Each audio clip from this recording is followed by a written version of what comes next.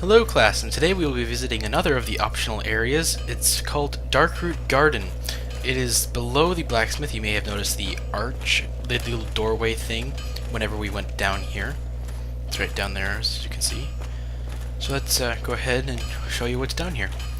Now there is a boss here, which I sped up because it is now a tradition to speed up all boss fights. So I'm pretty sure this is a 2x speed. You can see his attack patterns. Basically, he's pretty hard, actually, if you don't know what you're doing. He shoots lightning bolts if you're at long range, but they're easily dodged if you know what you're doing, of course. His melee attacks are very powerful and have a very large area of effect, so you can jump away like that. And he has quite a few hit points, but other than that, he's actually kind of easy. And most of his attacks are very easily dodged. But I would not recommend this fight for beginners to Dark Souls, of course. So anyway, that was a funny little damage squeak there. Anyway, as you can see, he just shot his lightning bolt. That's because we are in his ranged range. And there. Slowed down the killing blow just because it's awesome. Anyway, give us 2,000 souls along with Demon Titaniite, which is used to level up boss soul weapons. We'll talk about those more later when we actually get a boss soul. So here we are on the Darkroot Garden. Those trees are destructible, in case you're wondering, the little one I just passed by there. Now, as you can probably guess, most of the enemies here are plant-related.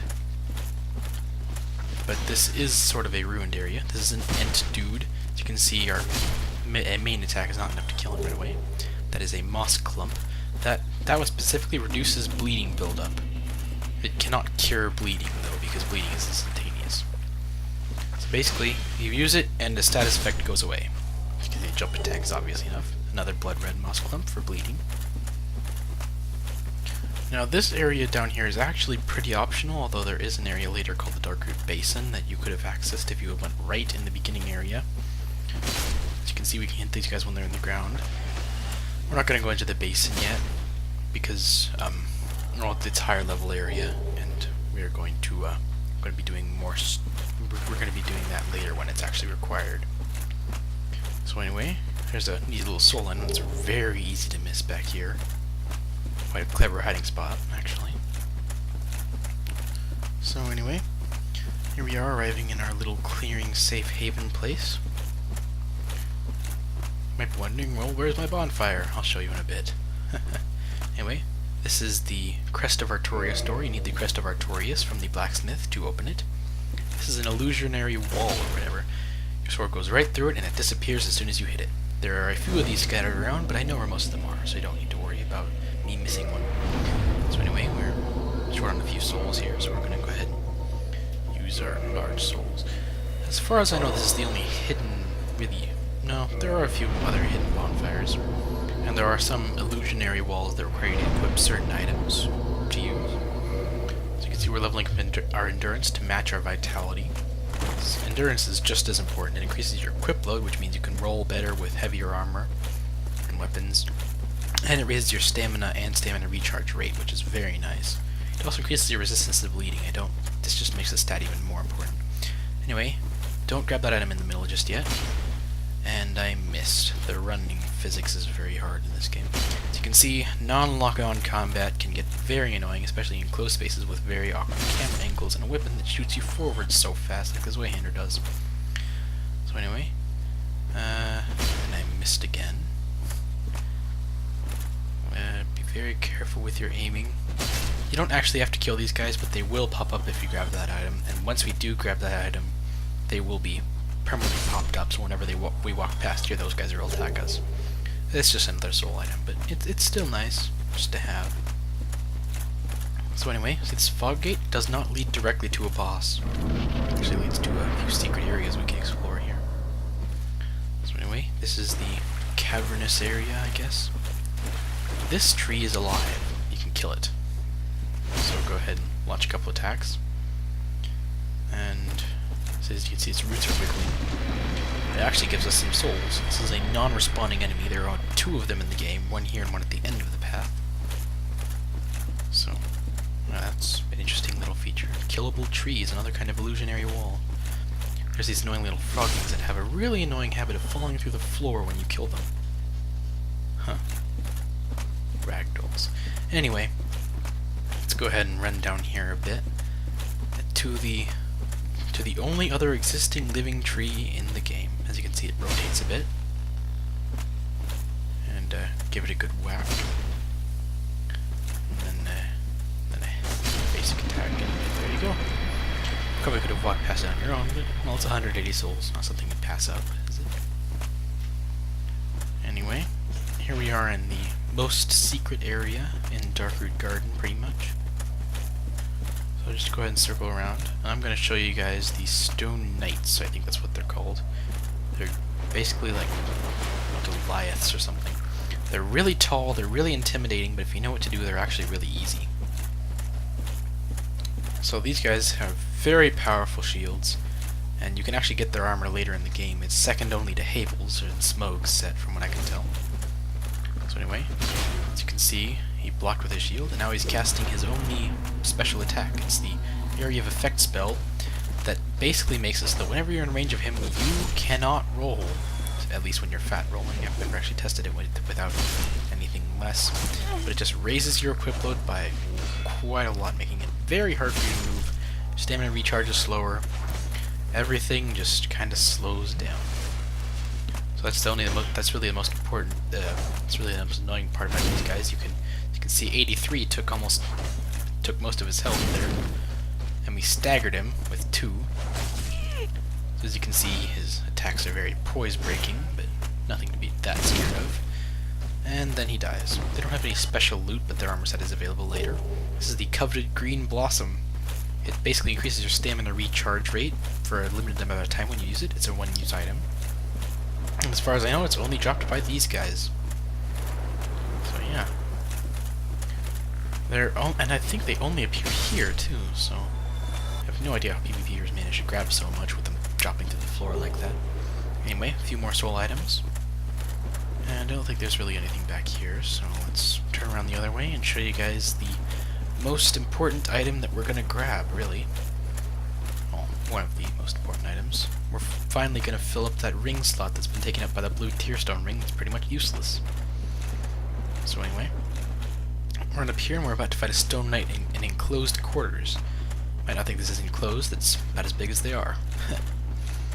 Anyway, quite a long path, probably for him to chase you. Also to give time for the other Stone Knight that if we hadn't killed would have followed us up here. Just casting a spell, it's a perfect opportunity to give as much damage as you can. And he's attacking again.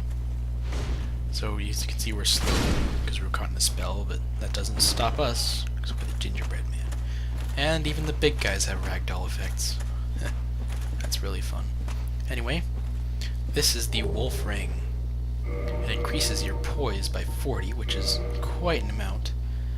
It belongs to Artorias the Abyss Walker, one of the most popular characters, I think, next to like Tarkus and Solaire and a few other NPCs. Anyway, so we ragdoll. Anyway, we now have a fancy smancy glowing grayish aura around us, and it is much harder to stagger us.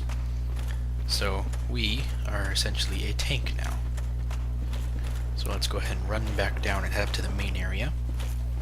As you can see, we have plenty of soul items and quite a bit of souls, so I think we're going to level up a couple more times before we go any further. Because all we're going to fight is more Black Knights and more tree things. So anyway, well, Stone Knights, sorry. I get those mixed up somehow. Anyway, I'm going to run back up here. Sometimes just running like this makes me wish I'd been playing a Dex character.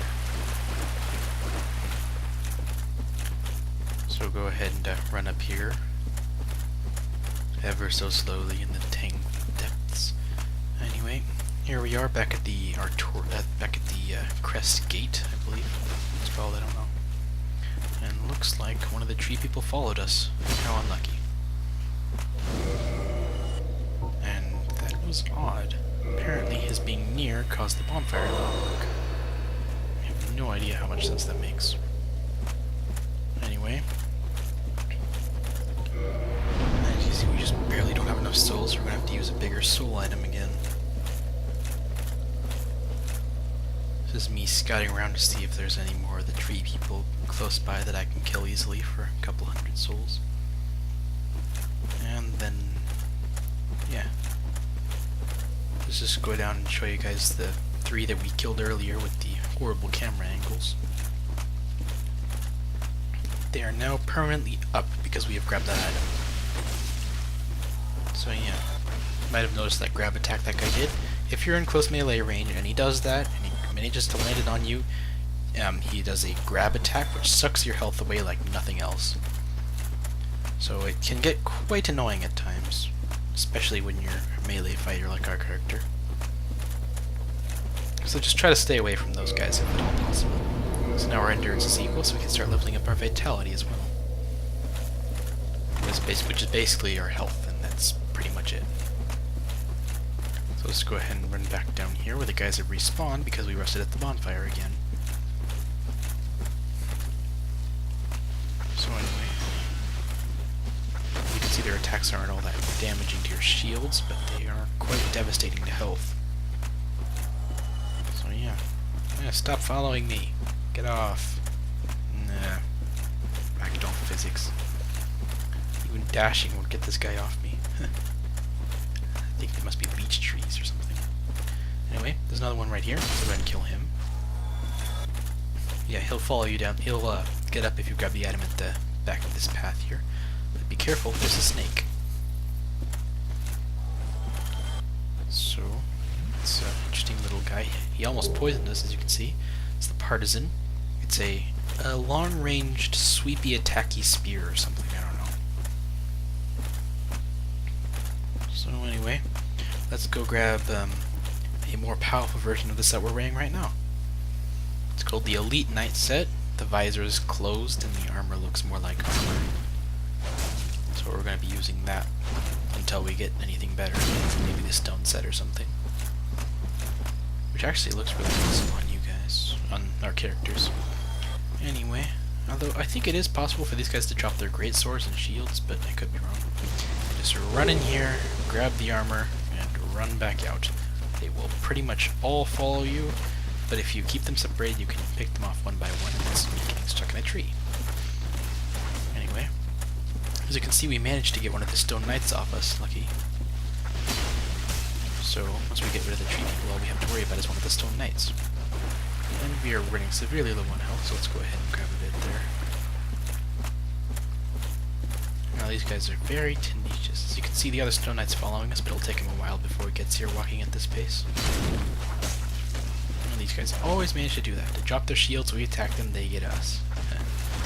But we get a much larger percentage of their healths. Well, that was almost death. So go ahead and get rid of this guy and the tree guy behind him while we're at it. And there's another one, so kill him too. So now the Elite Knight set. See, the visor's closed and everything is better, pretty much. Same with the chest there and the gauntlets. But strangely enough, the Crimson set leggings are still the best. So we're just going to stick with what we have. Anyway, we now look more awesome-er. And you won't have to see my wrinkly blue face whenever I wave at you at the intros. So yeah. You know, sometimes stats aren't everything, as is the case in most MMORPGs and stuff like that. So I'm considering wearing the Elite Knight leggings, just because they're heavy armor. But, yeah, the Crimson waist just looks really weird. But it does have better stats, so I'll just stick with it for this video, I guess. Anyway, let's go ahead and get rid of this guy. And grab the Blood Red Moss Clump. These guys drop moss clumps like crazy. We have 0 humanity and they're still dropping them everywhere. So, yeah. Go ahead and run down here where there's another stone knight waiting for us. There's actually another 2.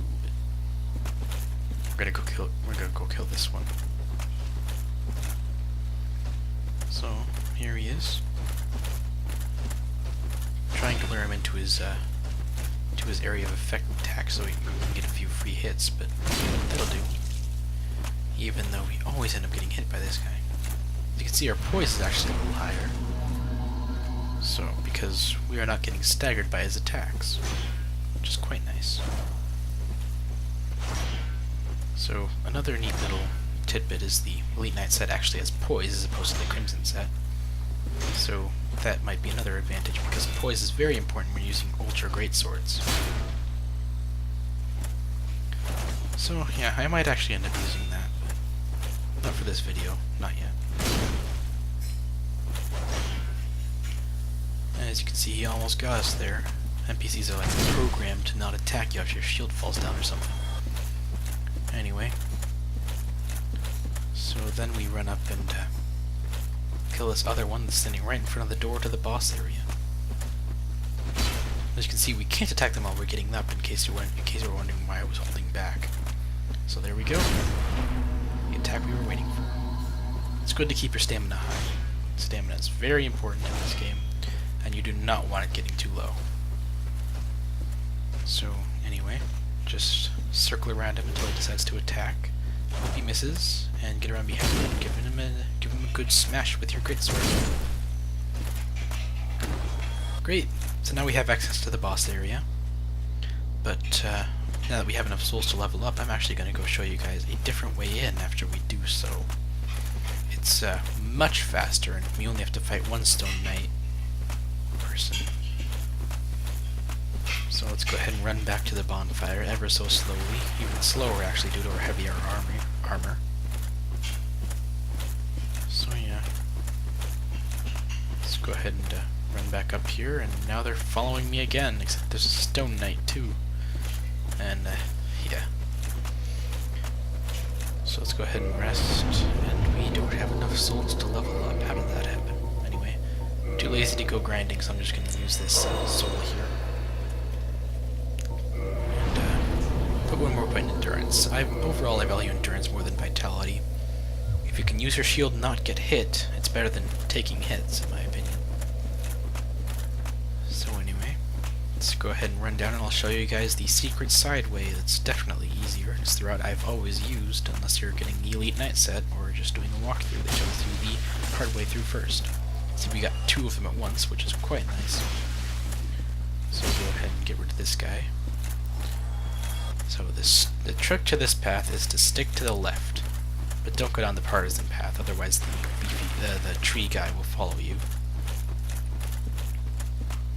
So yeah, just stick to the left. There's actually one more enemy I forgot to show you guys in the previous run.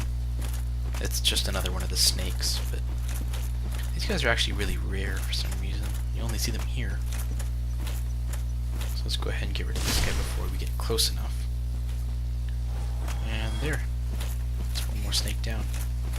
Anyway, run up here, and as you can see, that Stone Knight will not spawn, and this Stone Knight is the only one we actually have to fight. It's quite nice. It's the route I've always used, so just go ahead and fight this guy. I've never actually seen them do that jump attack before. But, well, I guess it works.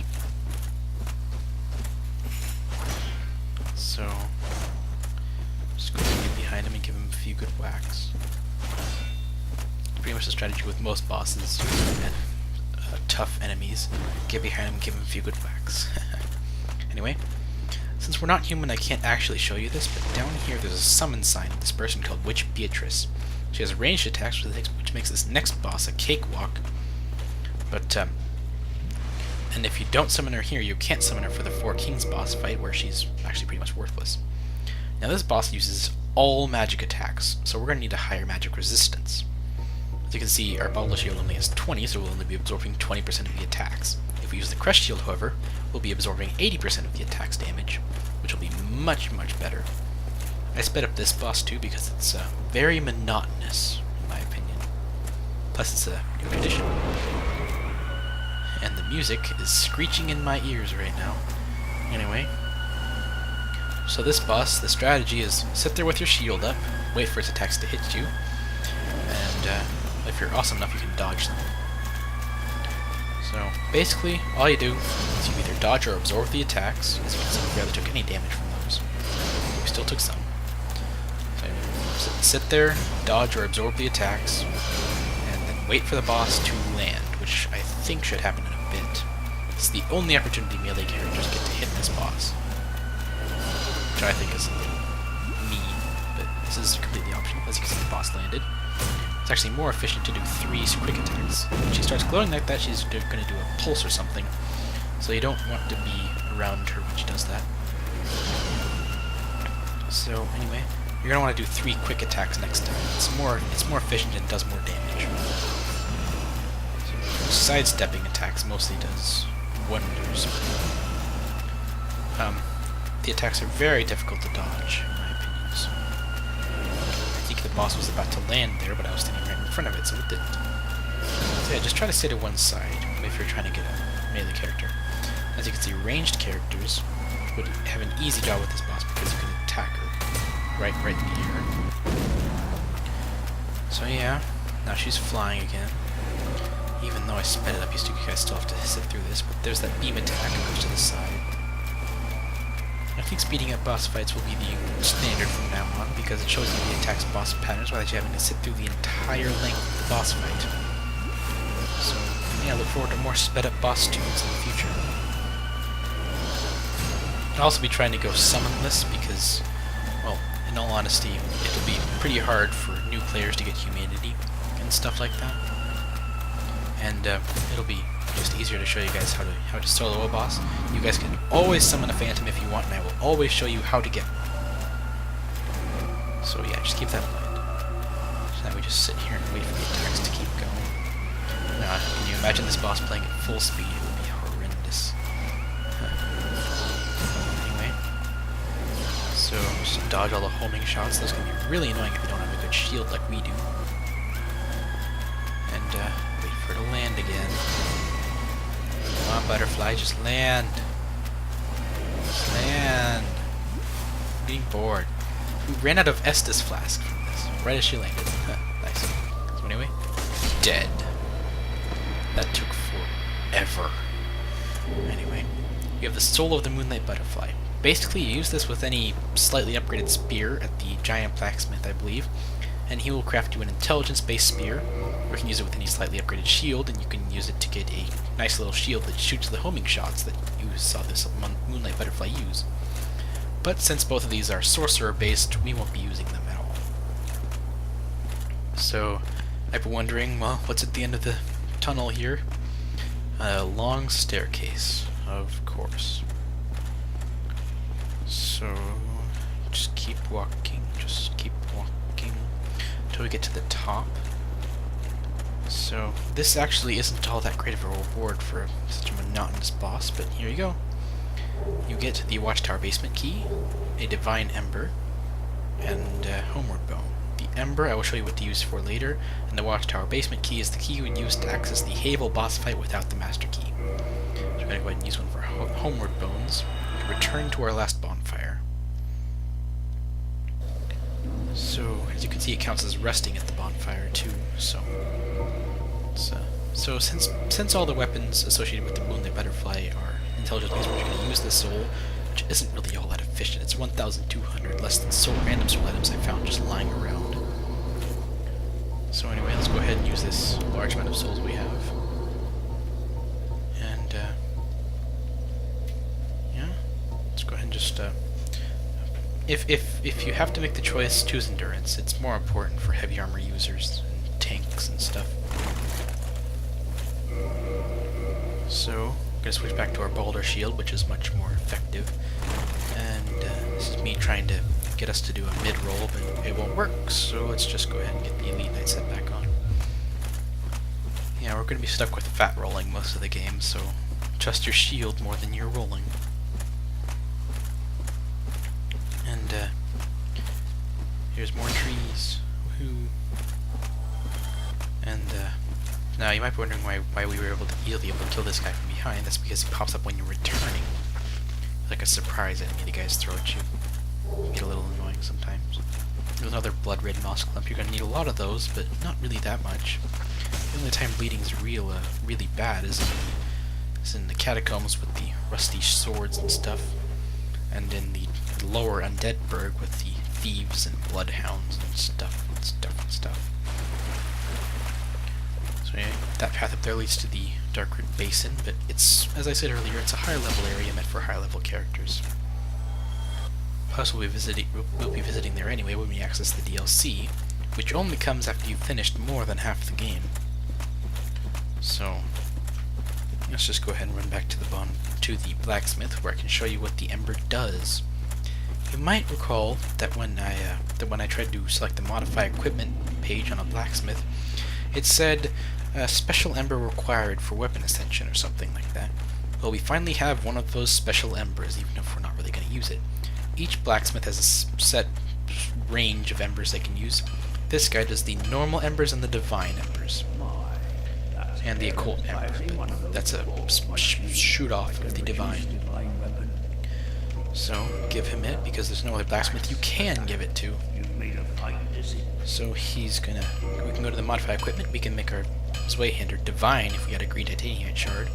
Basically adds magic damage, which scales with your faith, reduces your scaling knowledge, adds divine damage, which is useful against skeletons. But in all honesty, we're not a faith-based character, so we're not going to bother with that. And just go ahead and use him to repair our equipment, just for simplicity's sake. Nothing really useful to buy here, so let's go ahead and run back up to the bonfire, where we can end off this really long video. This is longer than most of my other videos. I think I've set a new time limit. I'll try not to get it going over 30 minutes, just to save you guys some time. For now, that's it, guys. Class dismissed. Have a good day.